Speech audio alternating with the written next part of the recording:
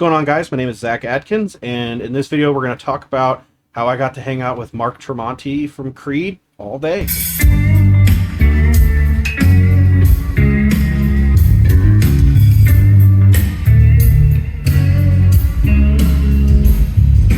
Okay, so just recently, as in, well, I guess 3 days from today, Creed came to our, my hometown, if you will. I'm from Omaha, but they were coming to Council Bluffs, which is basically the same freaking thing. And I've known Mark for a few years now. He was on a podcast with Rusty Cooley and I. We met, and we've just kind of talked back and forth about guitar stuff for years through text, and he'd call me on the phone. I went to the zoo with Paul Gilbert, and Mark called me and was like, dude, I freaking love Paul Gilbert. I'm like, I know, everybody loves Paul Gilbert. So if you haven't seen that video, check that out. Not right now, though. Stay on this video. Don't click away yet, but click on that later, or I'll leave a link down below. Whatever.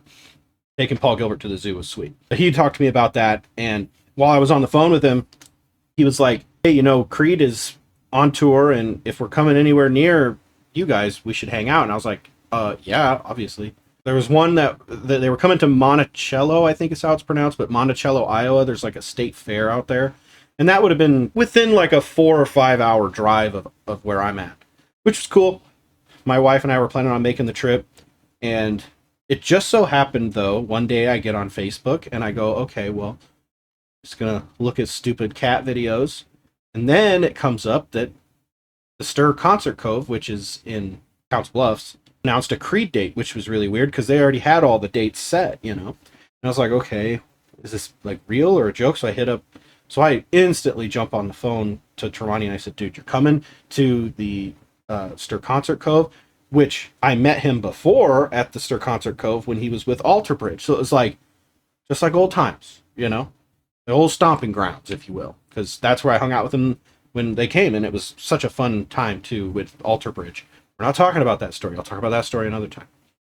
And that was actually, I will talk about that for just a second, because when I met him in Alter Bridge at the Stir Concert Cove, we just had a killer day. Like, we just hung out, played guitar for like probably 6 hours or something like that. It was crazy. Well, we didn't play guitar the whole time, but talking and BSing and playing guitar back and forth. And we had lunch together, and it was just so cool.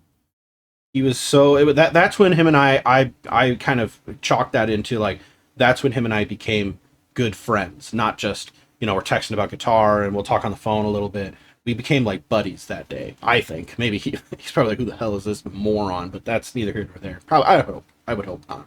I don't want to get into that. I don't want to throw myself down that spiral of depression. But that's when I felt like, hey, we became good buddies. And we started talking a lot more. He invited us out to his house. We weren't able to go because of like all this other BS that I don't care to talk about.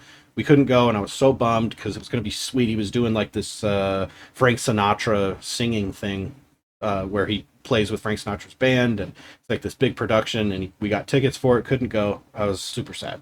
But we still kept in contact. We still talked all the time. He'd call me randomly and, you know, ask me questions about guitar stuff, or, you know, because when he's at home, not touring, he's like Mark Tremonti, the dad, not the guitar player, you know, because he's got 3 kids.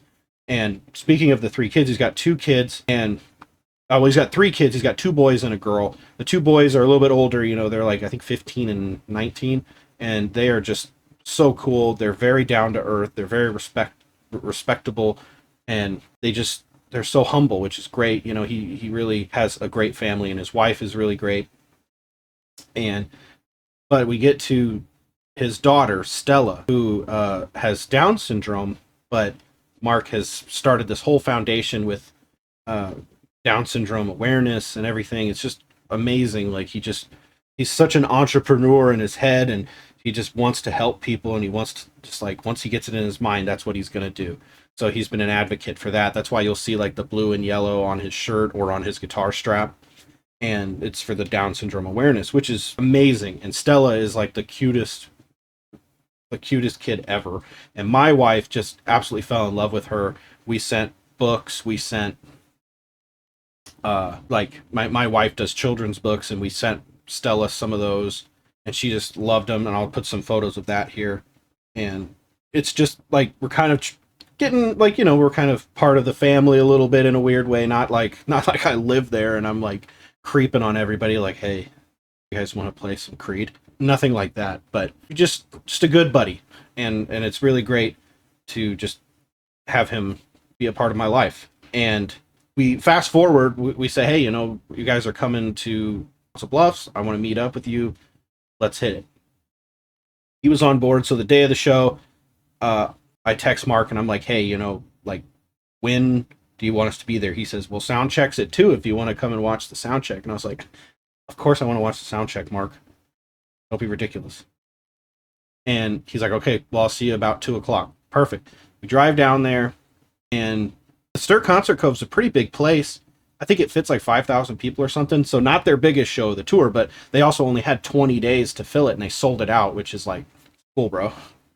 And we get there, and there's nobody there, which is perfect, I text Mark, I'm like, hey, I'm here. What do you want me to do? And he's like, hey, I'll come out and grab you, and we'll come backstage. And Jeff comes back.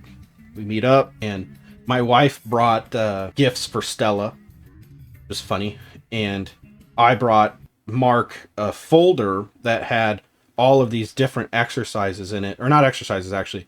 My book, Guitar Efficiency, had the exercises, but the tabs that I tabbed out for him were all these like licks that I have in my repertoire, if you will. And I'm not really a lick player, so it was more just trying to come up with stuff that he would find interesting and be able to play, because he's always looking to just get better at guitar, which is killer.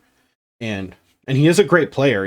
I think a lot of people underestimate how good of a player he actually is, but Mark's a killer player. And I just wanted to bring him something because he's doing all of this nice stuff for us. Well, anyway, we go back, and the first thing he says to me is he hands me his guitar, and he's like, okay, play the fastest thing you can play. And I'm just like instantly sweating. I'm just like, oh God, like he's just putting me right on the spot, which was hilarious. And, my brother's there, his girlfriend, my wife's there. If I ever want her to like sleep with me again, I better freaking, play guitar really well. Otherwise she's going to leave me. And so I've got all this pressure on me because my entire life is like going to collapse around me if I can't play really fast. But I pull it off pretty good. And I start playing really quickly, and he's like, man, he's like, I forget how good of a guitar player you are. Like in my head, I already know you're really fast and stuff. He goes, but then I see it in person, and it freaks me out. And I'm like, that's makes me feel better. Let me go change my shirt because I'm frickin' sweating like crazy. But I calmed down, I got centered, and his other guitar player who is in Creed, his name's Eric, I think. He's also in Tremonti's solo band, but he comes in and he's like, oh man, Mark's told me that you're this crazy guitar player. He's been talking you up for a few days now. And he's like, and then Mark's like, oh dude, check him out. Watch this. Boom. Instantly sweating again. Pressure. I'm like, oh my God. But it was fun. You kind of calm down, you get into the moment, and it was cool. And Eric was super nice. And he's like pulling quadruple duty because he's doing like, rhythm guitar, acoustic guitar, mandolin, and backup vocals for Creed. So like he's kind of like the hidden gem in that band, and good for him. It's crazy because he's very talented, just like Mark is. And anyway, it was about 2:00, and I was like, are we going to do sound check? He's like, no, it's at 3 now. Things got pushed behind. Okay, cool. So we just literally played guitar for an hour straight, just trading ideas and licks. And I should have brought my guitar, this one, but the last time he told me not to bring a guitar because he had guitars and he didn't want it to get like lost or whatever, and that was cool. So I didn't bring it. I should have, because then I could have actually played my guitar and played better, because when you play somebody else's guitar, it's just not the same. You're not in the same vibe, even though his guitars are great. So we just play, and we're doing stuff back and forth, handing the guitar back and forth. And man, it was just so much fun laughing and just talking. And it was time for sound check, so we went out, and it was kind of funny because like I wasn't supposed to record, and I didn't mean like I wasn't purposefully recording to be like to go against the rules, but I just was recording because I was trying to make content for the video. And so I'm recording most of it. They hadn't even started yet, and then the guy comes up to me and he goes, hey man, I'm supposed to have your phone out here. And I'm like, oh fuck, I don't want to piss anybody off. I want there to be like, I don't want to get kicked out before we've even started. So I stopped recording, and man, they played I think they played Bullets, and I can't remember what the other song was. I was kind of just like, whoa. But my brother and his girlfriend were there, and my brother is a massive Creed fan, and he was just like super like involved in it. He was just having a killer time. And that's something that I just, it's really nice if you can do something for somebody that you care about, to make their day, or give them something that they like, and be a part of it with you is awesome. And sound check was great, was really cool. Got to watch them play a few songs. Scott was up there, the other guys in the band were up there. It sounded super awesome. I was just like, man, if it sounds this good during the show, it's gonna just be massive. And then Mark get done. Mark brings me on stage to like look at all of his gear. He's like, man, this is what I'm running here. This is what I'm running here. You need to get an amp like that. And I'm like, okay, calm down, Mark. Chill. So, and it was just really surreal being on stage with like, this band that's so massive, and then just talking about it like it's not massive. That's what she said. We go back and we literally just jam for another, like, I don't know, 2 hours. And I'm showing him all the licks that we got. His family walked by. We said hi. And after a little while, it's like, I mean, you can only play guitar for so long together and not run out of ideas and do, backtracks and trade licks and do this and that. So we just decided, he was like, hey, I'm going to go and rest a little bit. I'm going to go hang out with the family. I'll meet you guys back, after the show, and we had passes on, the little stickers. So he's like, come and go, play guitar, chill out here, use this bathroom, don't have to use the public stuff. And I was like, dude, this is like VIP treatment, He goes, just do whatever you want to do, just be mindful of other people. And we get some food and kind of hang out a little bit. Show starts. And it was Finger 11 that was opening, which was kind of really random, because I thought it was 3 Doors Down. That's what the sticker said, but it was, but I guess just this one show. And Finger 11 was killer, but pretty much everybody only knows the one song, Paralyzer, and so most people are like, oh yay, yay. And then the next song, yay. And then Paralyzer comes on at the end of their set. And just like everybody and their freaking mom is panicking and freaking out about this song. And it's a good song. And they crushed it. They did a good job. They sound really good live. Very entertaining, especially the guitar players. And anyway, then we're there. And Creed comes on and like, everybody starts freaking out. Like it was sold out. So I think it was close to 4,000 or 5,000 people or something. And they're just all freaking out. And, they come out and they just freaking hit it hard, and they had fire, and they had like, all the lights and stuff. And this is like half their production apparently, because it was such a small show. They didn't have like the whole thing. Like the stage is a little smaller than what they're typically doing, and they just came out and just punched everybody in the head, which was sweet. And well, it was just great. We were standing there. The problem though is that my wife gets, she doesn't really like being around a lot of people, and she didn't want to drink, or have like, a wine or anything like that, because it was too hot, and she didn't want to be dehydrated, which is understandable. So she got a little anxious around everybody after about 4 or 5 songs. You're getting kind of ran into a little bit, stepped on. And, well, anyway, she kind of had a little bit of a moment where she was overheated. She was like, can we go back and, hang out inside for just a minute? Like, I gotta catch my breath and, get some water. So we went backstage and went through the doors, and we were just hanging out, getting some water, got her some Gatorade, got her like kind of centered back in. And of course that was during the song What If, which is like my favorite song from Creed, so I got to miss that song, but that's all right. But it was totally worth it, because as we were sitting there cooling down, she was feeling better, Mark's wife comes in, Victoria, and there's Stella, and Alicia just freaking loses her mind. She absolutely loves this girl already. She hasn't met her yet, but we sent her those books, and Mark sends us photos and stuff like that. And she was just like, oh my God, Stella. And I was talking to Victoria, and I said, hey, my wife has a gift for Stella.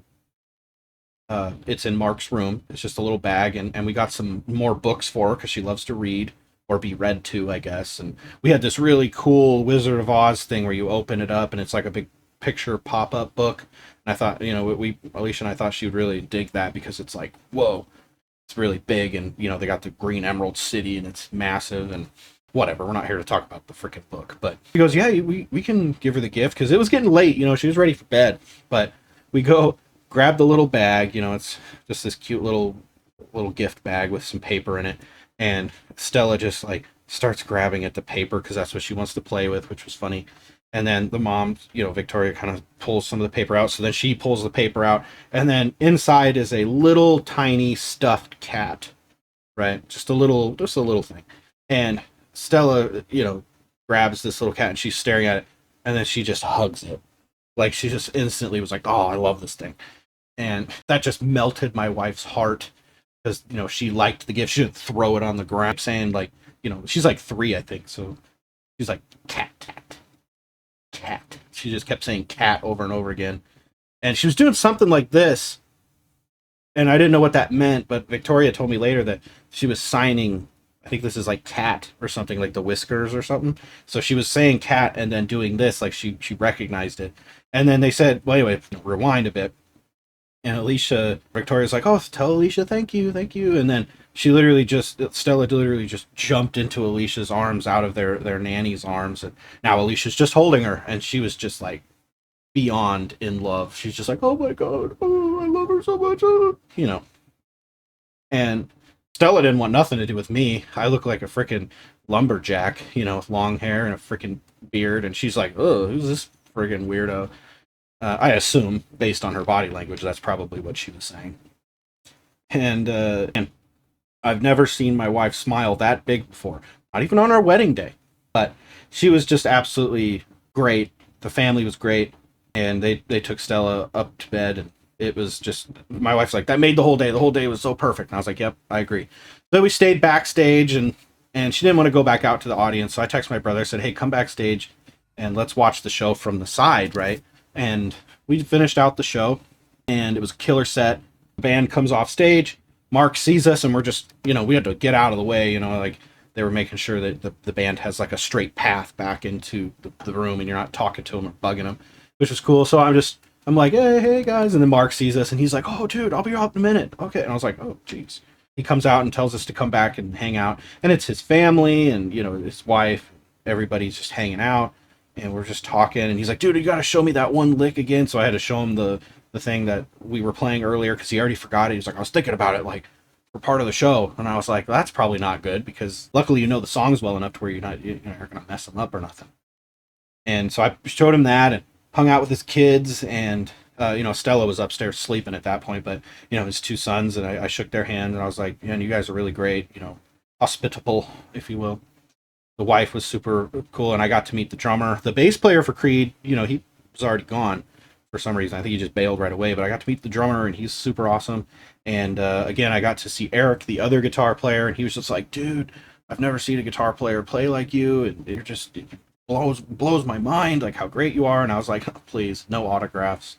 It was so cool, the whole thing. At the end of it, we took a big photo together, me and my brother, my wife, my brother's girlfriend, and our buddy Cole.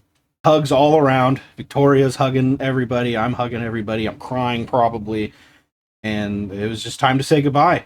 I know it's kind of a long story, but I figured maybe you guys would enjoy it. Just, something to think about is, I always try to leave these with something positive, like with the Paul Gilbert story. It's like sometimes you just, you make friends with people. You try to be as open for, adventures as possible, and just treat people very respectfully. I think that if you're a genuine person and you give to get and you get to give and all that good stuff, if you're genuinely a good person, people that you respect are going to respect you back, and they're going to want to be hanging around you. And I feel at this point I could call Mark a really good friend. Hopefully we'll get to hang out more in the future, and I'd love to go down to his house and hang out like I was going to last year. More memories and just hang out and maybe make some music or something together. But that is the story of how I hung out with Mark Tremonti all day, and I hope you guys enjoyed it. And if you have questions, or if you had an instance with Mark, leave them in the comments. I'd love to hear them. Yeah, that's it.